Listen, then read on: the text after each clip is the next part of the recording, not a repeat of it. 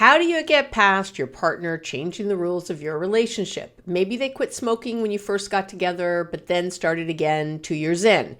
Maybe they gained weight and no longer care about a healthier lifestyle. Maybe you've had kids and now they don't want to have sex anymore, or they promised to be a stay-at-home mom and now want to go back to work. What do you do when your partner is doing something now that would have been a deal breaker before you moved in together or got married? And now you feel stuck. If this is you, you're in the right place, because we're about to go deep about what all this really means. So stay tuned. Well, hi there. Welcome back to the podcast. I am your host. You know who I am. Do I have to keep saying it? Abby Metcalf here, or Dr. Abby Metcalf, if you'd like to go that way. I'm always careful with that. You don't want to get on a plane and have people thinking you're that kind of doctor, and someone goes down. It's like, I can talk to them, but they're unconscious. I don't think I'm going to be much help. So try to be careful.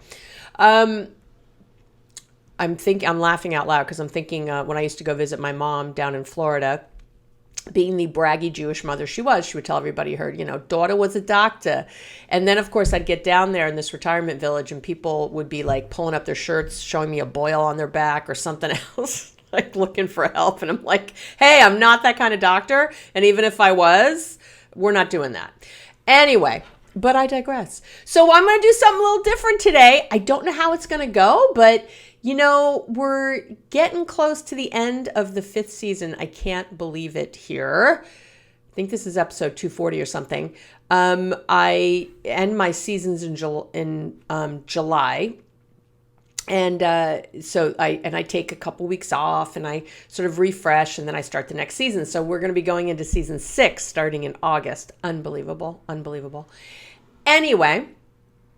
And I have a bunch of questions that people have sent in that I've been like saving. And I want to be clear. If you want a question answered, please feel free to email me at abby@abbymetcalf.com or the Let's Connect page on my website. But I am not going to send you advice. I'm not doing it. It is unethical. I don't know all the little pieces of what's going on. I can't just, start spouting to, here's what you should do. That is so unethical. So do not write in and expect immediate help or for me to write back with some long thing about all the things you should be doing. It's, again, not cool, unethical. If you're that worried, you need to go see a counselor. Also, I am not a free counselor in that way. You can't, sort of use me in that way. It's not what we're doing here. I would not have time to answer hundreds and thousands of emails with all your questions anyway. So, but what I will do is when I have a question that gets asked over and over, I often create it into a podcast that I think a lot of people can get something from. So for example, recently I did, I think something like the 5 ways to cultivate self-love, something like that. Anyway, that was from a bunch of different emails where people were asking that kind of questions that to me, the answer was self-love. So I thought, oh, this is perfect. But today I'm going to try to just do this a little off the cuff. Normally I have a corresponding blog post, under relationship tips and tools. And today I'm not going to do that. There'll be a show notes page, we call it, on the podcast page for any links that I mention.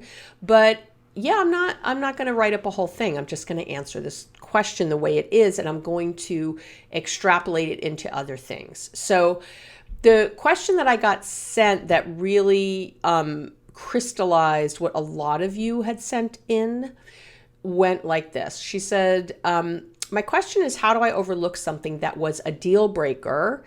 In this case, it's smoking, but fell in love before I found out this was a habit. That's what she's asking. Once I did, once she found out that he was smoking, we spoke about it and we made a pact, gave our word that the person was going to stop smoking. She says, I stuck to my end of the bargain, but they did not. Okay. So I stayed, and she said, but, and so I've stayed all this time. And he told me yesterday in passing that he's going to continue to smoke until the day he dies. And she's like, great, 2 years in, and now I find this out. So, and I love what she said. She goes, so she's obviously someone who's been listening to the podcast. She said, I hear your voice asking me why I stayed, but at the same time, he is pretty awesome everywhere else. So then I hear your voice asking me what my problem is with it. I'm the one with the problem, so it starts with me. I don't know how to navigate. However, I do know I can't move forward with moving in or marriage. All right. I think this woman's amazing, by the way. I know you can't answer all the emails but hopefully I'll hear a podcast that will help me on the subject, or find one you've already done. Okay. So, and I did respond. I generally do respond to, I can't respond. Sometimes I just get so many and I apologize, but I tend, those of you who've written in know, I do tend to respond. Sometimes it's a month later. Sometimes it's been 3 months later. Sometimes it's the same day. Sometimes it's 2 weeks later. It really depends on my email stream. There's times when I, only get a few emails a day and I'm able to respond. And there's other times when I'll suddenly get like 50 at a time over a course, each day. And obviously that's harder. So, but I really do look at them and they do come to me. It's not like they go through some assistant or something, because I think they're private. So I do look at them and decide what I can do. Again, sometimes you're asking things that I'm just probably not going to get to. I had someone recently in the UK who asked about hoarding, which is a great topic and something I have a lot of personal knowledge with. I had a family member who was a horrible hoarder, but I let him know, like, I don't think I'm going to do a podcast on that because not many people have asked about it. And I think it's a very specific thing. Although having said that, hey, write in if you think it's a great topic. But anyway, so I love this question because this has come up a lot with a lot of my clients, right? And people say things when you're first together. So I've had people, for example, I actually have shared this. My sister, when she got married way back when, she married someone who wasn't Jewish and was like, oh, well, and she was not very Jewish at all. Like, she did not do much with her religion. And she was like, yeah, it's fine. We don't need to raise the kids anything. They had Christmas trees in the house. It was all great. She didn't care. Then she had kids and changed her tune. Something about having children really changed things for her. And she not only started being Jewish, she started being very Jewish, like very Jewish. And she didn't want Christmas trees in the house anymore. She didn't want any part of this. She really changed the rules. And that's really what we're talking about, right? What to do when your partner changes the rules, what you think you agreed to. I have a client I'm thinking of right now, and this has happened often where, you get together and you're having sex. That's a big part often of initial relationships. And there's a lot of sex. And then as life goes on, people, for women, we often lose our sex drive We lose our sex drive differently than men. Men can lose it too. Not all men do, but it's related to your hormones, of course. So as your testosterone levels go down, as for women, same thing as our level. We have testosterone too, by the way. But as these levels go down for men and women, women hit their peak at different times than men do. It's a whole thing if you're in a heterosexual relationship. And I've had a lot of clients who their partner just said, not very interested in sex anymore. And so that's changing the rules, right? You used to be interested in sex and now you're not. I've had times when people gained weight. And when they got together, everybody was, healthy and maybe even like to work out together. Again, I'm thinking of very particular clients right now. And then one partner just isn't that interested anymore. And this isn't always like women who gain weight. Men gain weight too. And I've had a lot of women not be attracted to their partners anymore. People change the rules. It happens with, like buying a house. I've had people who, where you're going to retire to. We change our minds as we get older, as we're in the years. The longer you're with someone, the higher the likelihood is that they might change their mind about something that you agreed to. If you got married when you were 20 or 30 and you're now 50, I've changed my mind about a lot of things over the years. I really, really have. Or maybe I haven't even changed my mind. I always think about my wonderful ex-husband, who's incredible. And I'm watching he and his wife, they're looking to retire. And they're looking to retire to move out of the area after our daughter graduates high school. And they want to be like in he's always loved, and she loves it too, like kind of being on the coast, like, I don't know, like Mendocino, it's an area in Northern California, or maybe Oregon, or maybe, Washington, like being out in the middle of kind of nowhere. And yeah, maybe close to a town, but having a different kind of existence. When we got married, I was much younger and we were together many years, but we weren't talking about retirement. We weren't talking about where we would live later. It never came up.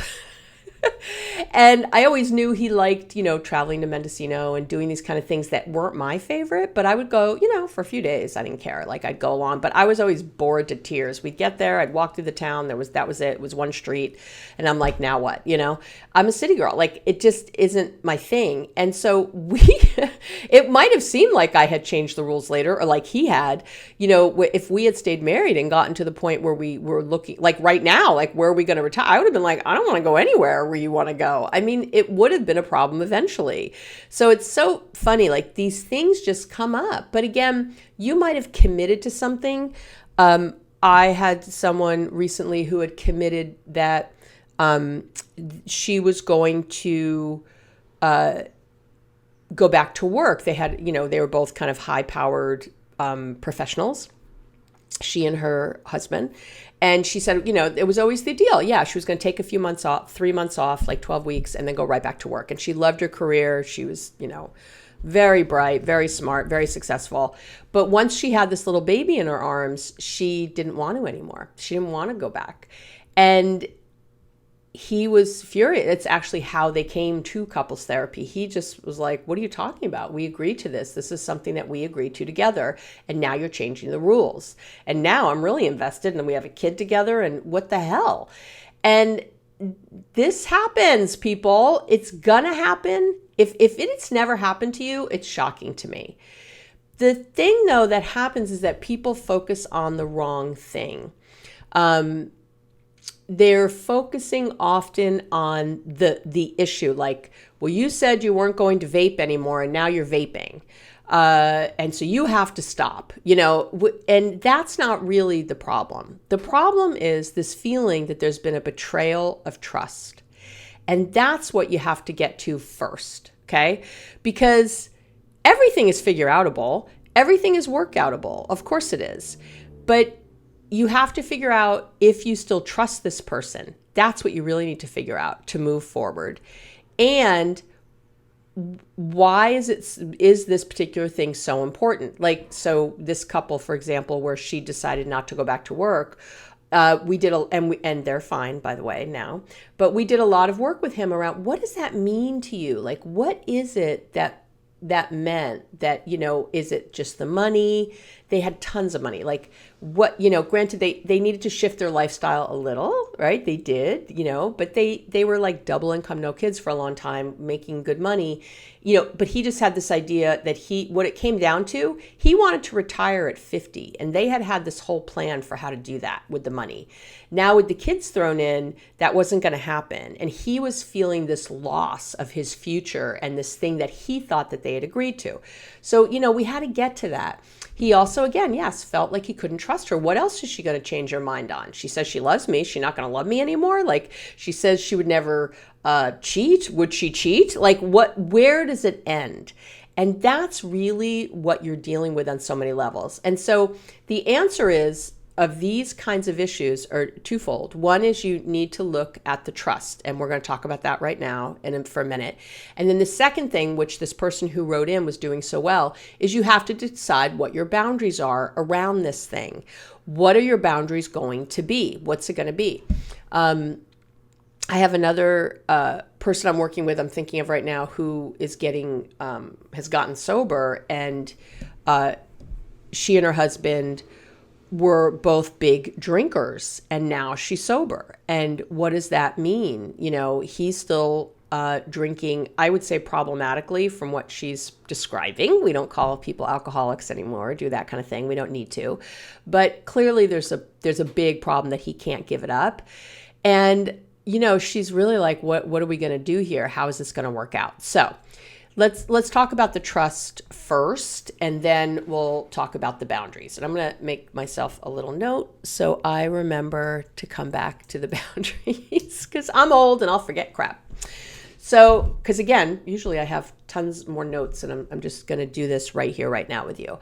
So trust, and I'll link to it in the show notes. I've talked a lot about trust and how something called the trust triad, where there's 3 things that make up trust. Trust isn't black and white. A lot of people trust their partners with certain things and not other things. You might trust your partner not to cheat, but not trust them around money or something like that. Like that's a common one. We think trust is very black and white. Again, it's not. So trust, as you might remember, I've talked about this multiple times, is made up of 3 components. And the first one, they're not in no particular order, but the first one I'm going to name is there's competence. Like, is this person competent? Do they, can they, if this is your partner, is he a good partner? Like, is he competent in the role of partner? Is he competent in the role of father? Is he competent? Does he go to work? Does he, if he has a job, right? Does he go to work? Does he seem to excel at his job? Does he, in the world of things, if you ask him to take out the garbage, can he do it? Can he walk to the curb with the garbage and stick it in the bin? And you know what I mean? Is he competent in the world? That's one of the ways we trust people. And this is where that term weaponized incompetence comes in and this has been for men when they, you do it better, or they do something poorly because they don't want to do it ongoing. So they kind of don't really do it or don't pay attention. That's why that's such a big thing, because they're showing you that they're not competent, and that breaks down your trust. If you're not competent to change our kid's diaper correctly, then that really worries me, right? It's when we're talking about this idea of weaponized incompetence, we're losing a lot of what the real problem is. Yes, it's a problem to pretend you don't know how to do something, and and again, most people aren't doing this consciously. They don't want to do something. So they're like, I'm just going to, or they've gotten to the point where like, well, you don't like when I change the diaper, so you're going to have to do it, because otherwise you don't like how I do it.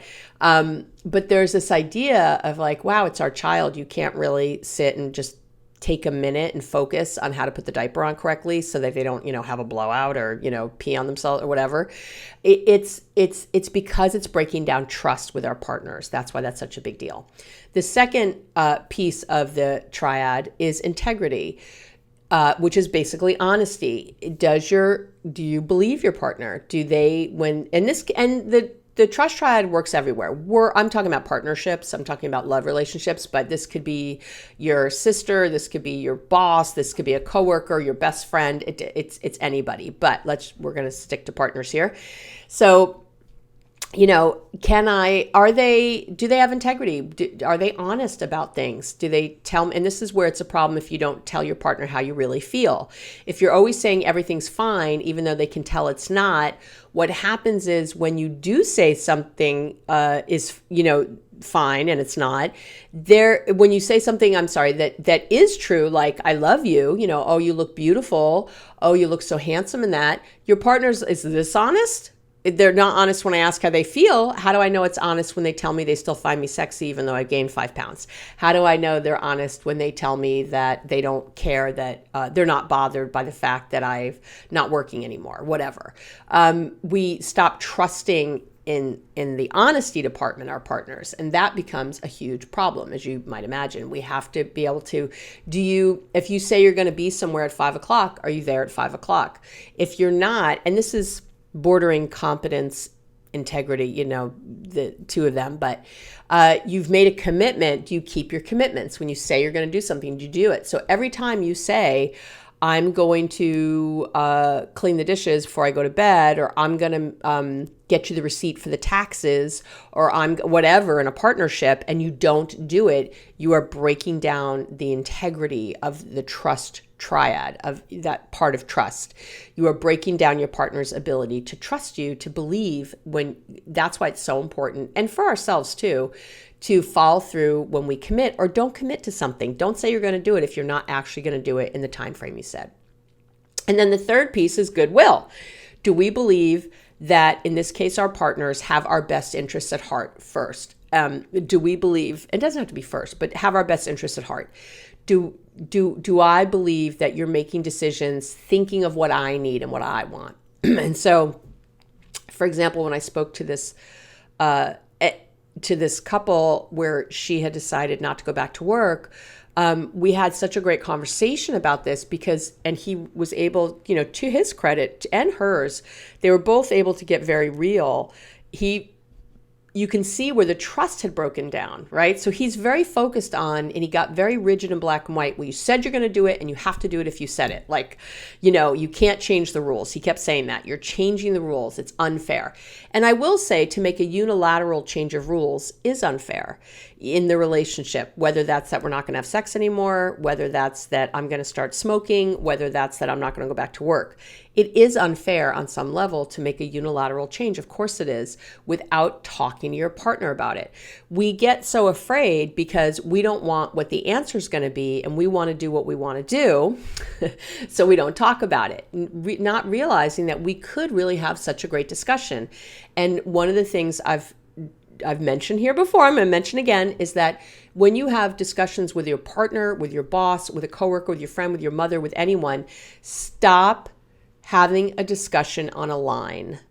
So, for example, this couple, she thought, well, he's over there where I have to go back to work, and I'm over here where I don't want to go to work, back to work. I want to be home with this kid. So she saw it as a line, right? A straight line where she was on one pole and he was on the other. And she didn't see anywhere that they could meet in between. The problem is, again, all of this, you want to think about communication as in this way between two people as a triangle where, and it's really not communication, it's problem solving. You want to think of problem solving as a triangle, not a straight line. So what we're doing is I'm at one base of the triangle, you're at the other base of the triangle, but we're not looking towards each other. We're looking up. We're looking towards that third point of the triangle on top where there's a solution that we haven't even thought of yet, where we're not just on this line negotiating, where we're not just in this push-pull, this polarized view, where there's lots of options for what could be. And so with this couple, for example, we talked about all kinds of things. And I said that to them. I go, what other options are there? Let's just brainstorm, So there was things like taking a longer maternity leave instead of the 3 months. Duh, right? You say you want to stay home now. We'll have to see. How do you think you're going to feel in 6 months? You might not want to stay home so bad. And I said to the husband, and your views might change as you get to know this little baby, as you guys get to be a family, your views might change about wanting her to stay home or not, or go back to work. You could also go back part-time at some point. What else can you do about the money? Is there a way to put less in retirement now and more into health? I don't know. We just came up with, I think they had a list. I made them brainstorm even crazy things like moving to Bangladesh. I don't know, like what, if you lived in some country where the dollar went farther, what would that look like? And did your work remotely? Like I had them make an exhaustive list. They ended up having a little fun with it, actually. And from that exhaustive list, they started to really talk about what they both really wanted, their partnership and what it meant to them, and what each other meant to them, and how each other's happiness meant a lot to them.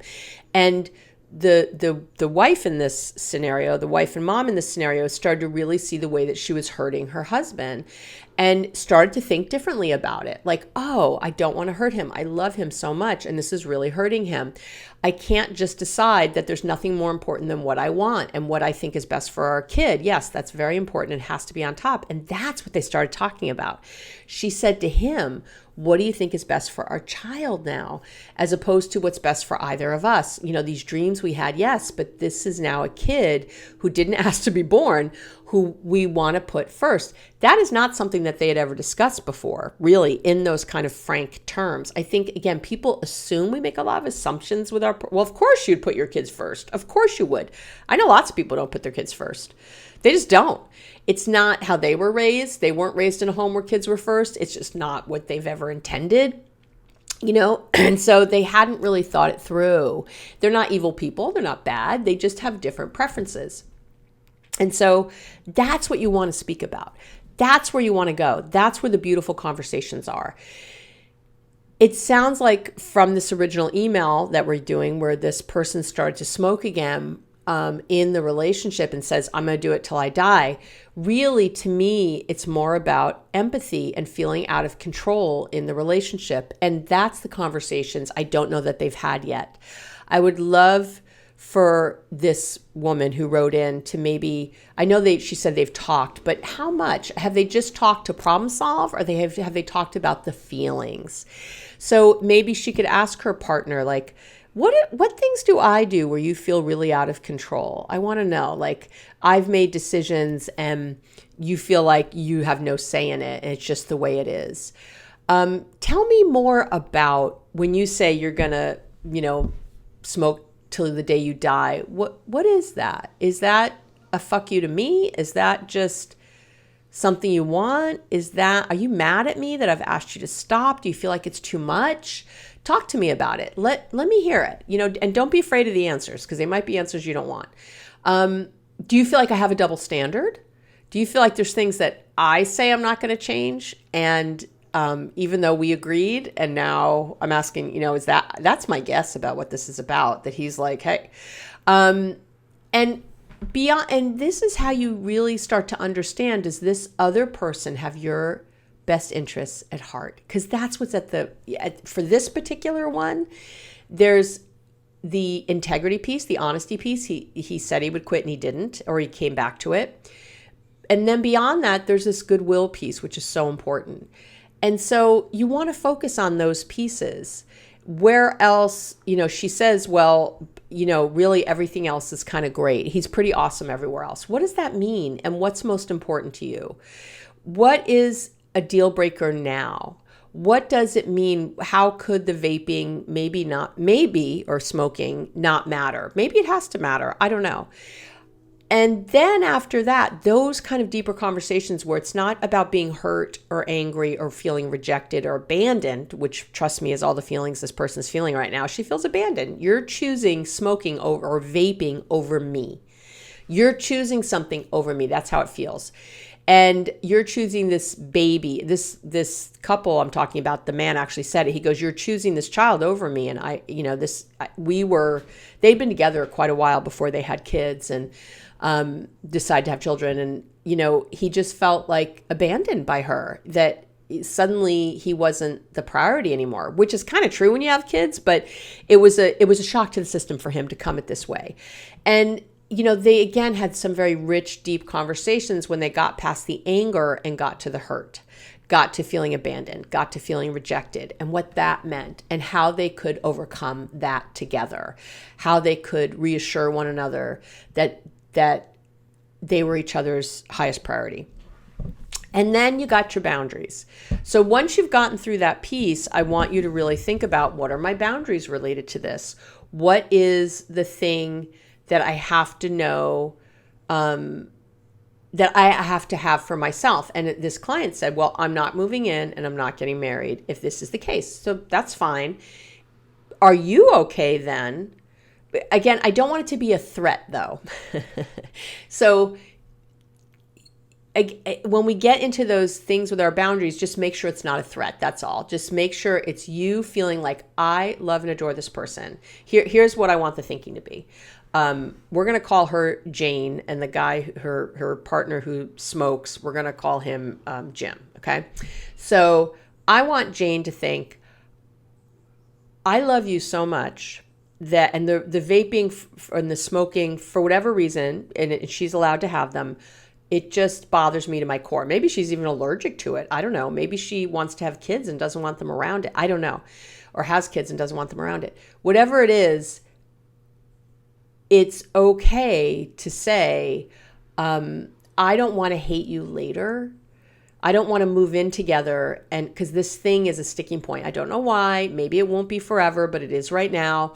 And I don't ever want to hate you. So because I love you, and this is something you feel like you have to do, and I have to find a way to just be supportive of you as a human, even though I don't support this behavior. And so I'm just gonna not live with you because that will keep that distance, and in that way, so that we can have a loving relationship the rest of the time. If that's why you're doing it, great. If you're doing it though out of anger, like, well, we're not getting married then, and we're not moving in together, and these are it. That's more of a wall as opposed to a boundary. And you just have to be careful. That's all. These are hard things. I want to be very clear. These are hard things. Lots of people come to therapy for this stuff. It's very nuanced. It's very like so many of your own feelings are coming up. And I love the person who wrote this in, how she takes so much responsibility and how she's really looking at herself and what her motives are, and that she's in pain.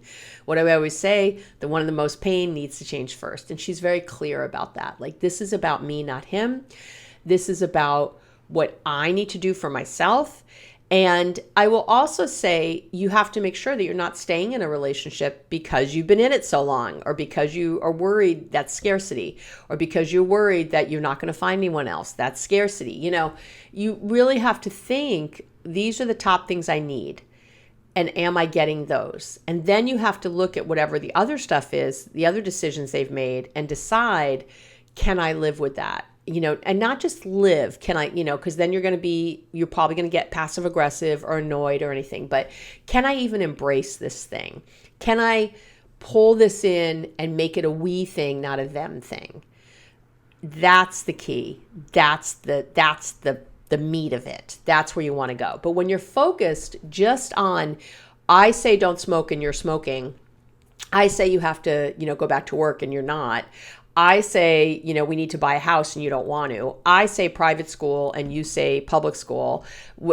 I say we have to, you can't, I don't like it that you've gained 10 pounds and you have, whatever, when you get into that where there's two poles and you get polarized by it, two things, that's where the problems happen. Where instead, again, you get to what you're feeling, you get to empathy, you get to problem solving in a triangle, not on a straight line. You get clear about your boundaries and that they come from love, not fear. They come from love, not fear. Boundaries are love, walls are not. Okay, walls are from fear, boundaries are from love. It's very loving to have boundaries and clarity with people. It makes them feel safe, it makes yourself feel safe. It's a beautiful thing. When we can do that, then we're in that great place. So I think that's it. I think I've answered this question, I hope really well. This is just another way to do the podcast. I don't know, maybe I'll try this again in the future. It makes me a little anxious because as I've gotten older, I don't always remember my trains of thought. And so I really like it when I have sort of copious notes and I've really thought things through and I've really, and I think that you always deserve me having thought things through. And just so you know, I did think this through. I did take some notes. I just didn't do what I normally do. And I really was just sort of coming off the top of my head a little more with just some basic kind of bullet points that I had laid out. So I think I'm going to try this occasionally. I think it's healthy for both of us, for me not to feel like I have to be so perfect for you. Like I have to, because again, we're in a relationship. I say it all the time, you and I, that I don't have to just be perfect to be loved and to be worthwhile and to have value for you. That this is what I do in session, right? I don't have notes when I'm in session with my clients. I'm coming off, from what they're saying, but the difference there is that they're talking too, right? We're talking back and forth. I have something to sort of play with back and forth with them. And so, in this situation, it's just me talking at you, which is different than what I do there. But I kind of enjoyed today. I'm a little anxious, a little nervous. That's okay too. And so that's it. That's what to do when someone changes the rules. That's what to do when you feel like, you agreed to something and it's different now. Look at the trust triad and look at your boundaries. And I will link to those things on the show notes page for today. And that's it. I love you so much. Thank you for doing this different with me today. And I will see you in a week. Take care.